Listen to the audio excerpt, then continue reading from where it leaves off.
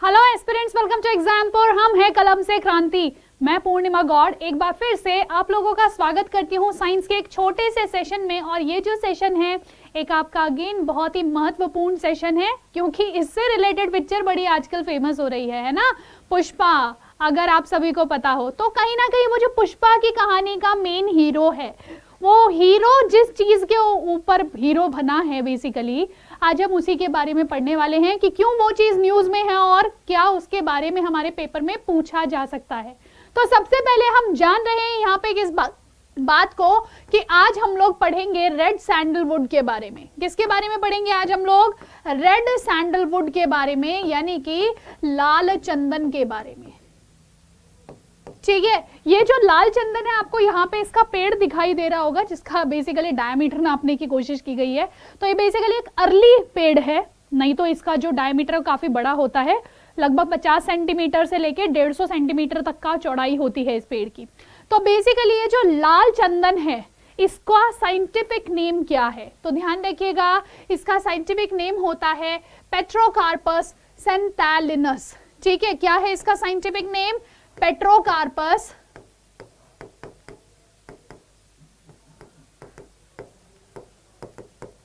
सेंटालिनस। ठीक है, ये जो आपका पेड़ है इसको हम लाल चंदन के रूप में जानते हैं या रेड सैंडलवुड के नाम से जानते हैं, और इसको प्राइड ऑफ आंध्र प्रदेश कहा जाता है। कई बार आप लोगों से पूछ लिया जाता है सीधा सवाल। अच्छा, इसके अलावा में मैम और कोई नाम है क्या? यस, इसके अलावा इसको रेड सैंडर्स कहा जाता है। ठीक है, हिंदी में भी रेड सैंडर्स ही ध्यान रखना। सौंडर्स वुड कहा जाता है या रूबी रेड कहा जाता है, माणिक्य लाल कहा जाता है इसको। क्यों कहा जाता है? क्योंकि ये लाल रंग का दिखाई हमको देता है। तो ये सब इसके नाम हो गए। इनमें से सबसे ज्यादा पेपर में आप लोगों को आंध्र प्रदेश के प्राइड, यानी कि आंध्र प्रदेश का गौरव के नाम से, आंध्रा का गौरव, आंध्र प्रदेश का गौरव क्या हो जाएगा? आप कह दोगे लाल चंदन। और दूसरी चीज रूबी रेड भी आप लाल चंदन को कहते हो। क्यों कहते हो? क्योंकि अगर बहुत ध्यान से देखो इसका इंटरनल पार्ट वो पूरा लाल रंग का होता है और बहुत गहरा लाल होता है। इसका इस्तेमाल हम बहुत सारी चीजों में करते हैं। उन्हीं में से अगर मैं बात करूं कि इसके बहुत ज्यादा इस्तेमाल की वजह से, अब किस किस चीज में इस्तेमाल होता है पहले वो देख लेते हैं, फिर इसके स्टेटस की तरफ चलेंगे। तो बेसिकली ये जो आपका पेड़ होता है इसको काफी लाइट चाहिए, इसको रोशनी प्रकाश की काफी आवश्यकता पड़ती है।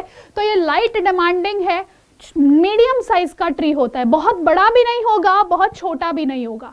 तो ये मीडियम साइज का पेड़ होता है जिसकी लंबाई लगभग 8 मीटर तक होती है।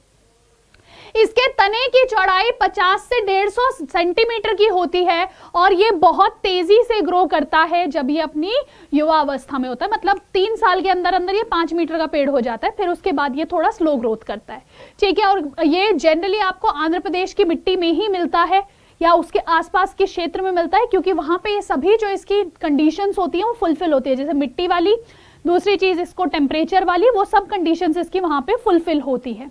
नेक्स्ट बात आ जाती है कि ये जो है ना बिल्कुल भी ठंड को बर्दाश्त नहीं कर सकता है। अगर इसको क्या बोलते हैं, यहाँ पे ठंड आपको मिलेगी, सर्दी का मौसम आएगा, -1 डिग्री सेल्सियस का जहाँ पे भी टेम्परेचर होगा वहां पे ये बिल्कुल ग्रो नहीं कर पाएगा। ठीक है, और साथ साथ यहाँ पे इस चीज को ध्यान रखिएगा कि लाल चंदन के अंदर बीमारी भी हो जाती है जो एक बैक्टीरिया के पैरासाइट के कारण होती है। ठीक है, और उस टाइम पे अब चंदन को पूरे के पूरे पेड़ को काटना पड़ता है क्योंकि उसका इलाज नहीं है हमारे पास। उस बैक्टीरिया के बारे में भी बात करेंगे। तो ये तो हुई इसकी ग्रोइंग कंडीशंस की ये क्यों आंध्रा में ही मिल रहा है। ये सारी पॉसिबिलिटीज, जैसे अगर मैं लाइट डिमांड की बात करूं, जो इसका टेम्परेचर है वो इतना मेंटेन रहे, ये सब चीजें आंध्र प्रदेश या उसके उस इलाके में फुलफिल हो जाती है। ठीक है, अच्छा अब बात आ जाती है कि मैडम इसका इस्तेमाल कहाँ होता है। तो ध्यान रखिएगा, ये जो अपना लाल चंदन है, ये लाल चंदन जो होता है ये लाल रंग का होता है, लेकिन इसके अंदर खुशबू काफी कम होती है। इस वजह से हम इसको खुशबू वाला पेड़ नहीं कहते।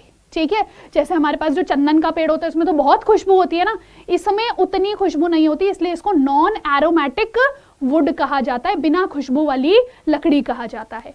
नेक्स्ट चीज आ जाती है, इसके अंदर बहुत ही ज्यादा मेडिसिनल प्रॉपर्टीज होती है, यानी कि औषधीय गुण इसके अंदर बहुत अधिक होता है। साथ साथ इसका जो लाल रंग होता है ना, वो चमड़े को, वो आपके वस्तुओं को, खाद्य पदार्थों को, इन सब को रंगने के लिए इस्तेमाल किया जाता है।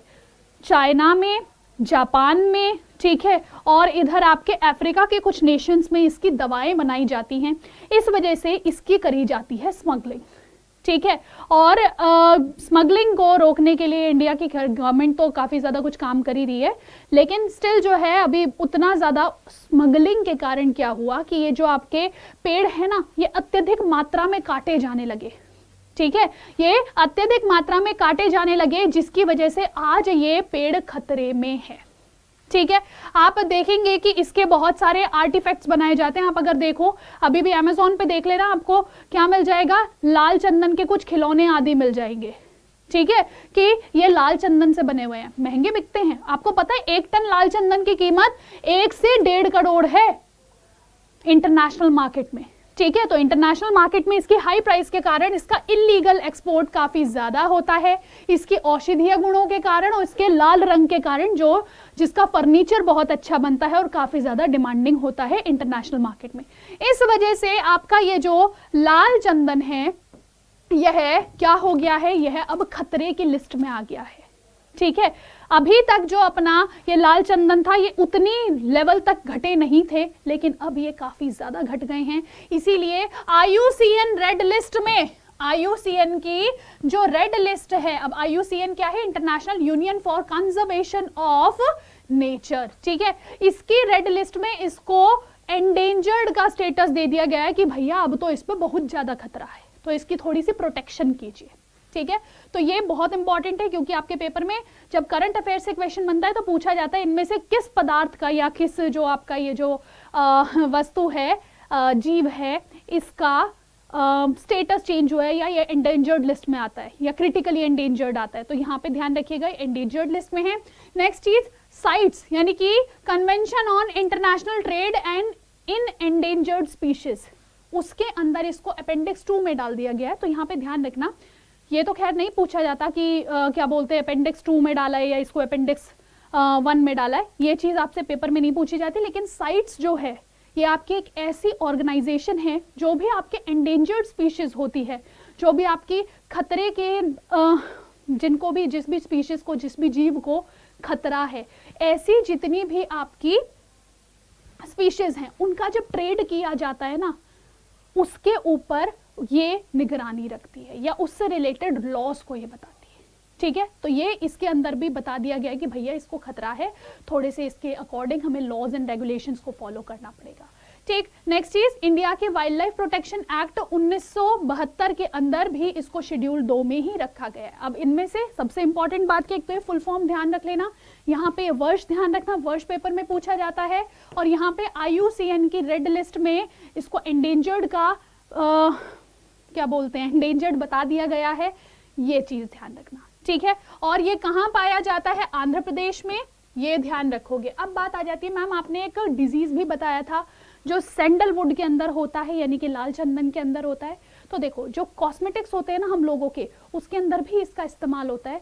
तब उस दौरान हमें पता चला कि ये जो लाल चंदन है ना, इसके अंदर स्पाइक डिजीज आ गया है। ये स्पाइक डिजीज क्या है, इन्फेक्शियस है, संक्रामक रोग है, जो संक्रमण कर रहा है, यानी कि जो क्या कर रहा है, एक पेड़ से दूसरे पेड़ में फैल रहा है। लेकिन इसको फैलाता कौन है, तो इसको फैला रहा था फाइटोप्लाज्मा। कौन फैला रहे थे, फाइटोप्लाज्मा, जो कुछ बैक्टीरिया पैरासाइट्स है, यानी कि पेड़ के ऊपर रहने वाले कुछ बैक्टीरियल पैरासाइट्स हैं, ठीक है, कुछ बैक्टीरियल जीवाणु परजीवी हैं, जिनकी वजह से पेड़ को नुकसान हो रहा था। इसकी दवा कोई नहीं बनी, और जब इसकी कोई दवा नहीं बनी, इस वजह से पेड़ को ही पूरा काटना पड़ा, ताकि भाई आपने सुना है ना कि अगर कोई अंग जो है उसका जहर फैलने लगता है पूरे में, तो उस अंग को काट दिया जाता है। ऐसा ही इन पेड़ों के साथ किया गया, और उस टाइम पे जो ये हमारे पेड़ थे, काफी ज्यादा मात्रा में काटे गए थे, ठीक है। अच्छा, दूसरी चीज क्या आ जाती है, क्योंकि ये जो हमारा ट्री है ये एंडेमिक है। एंडेमिक मतलब किसी एक निश्चित क्षेत्र में ही उग पाता है ये, इस वजह से इसको हम क्या कर रहे थे कि इसके प्रिजर्वेशन की भी कोशिश करते हैं। इसी वजह से इसको इलीगल घोषित कर दिया गया कि अगर आप इसका चंदन, लाल चंदन का ट्रेड करते हो, ठीक है। अच्छा, दूसरी चीज क्या, इसका अभी तक कोई इलाज नहीं था, इसीलिए आपने बहुत सारे ट्रीज को काटा था। ये डिजीज सबसे पहली बार कब पता चला था? 1899 में कर्नाटक में।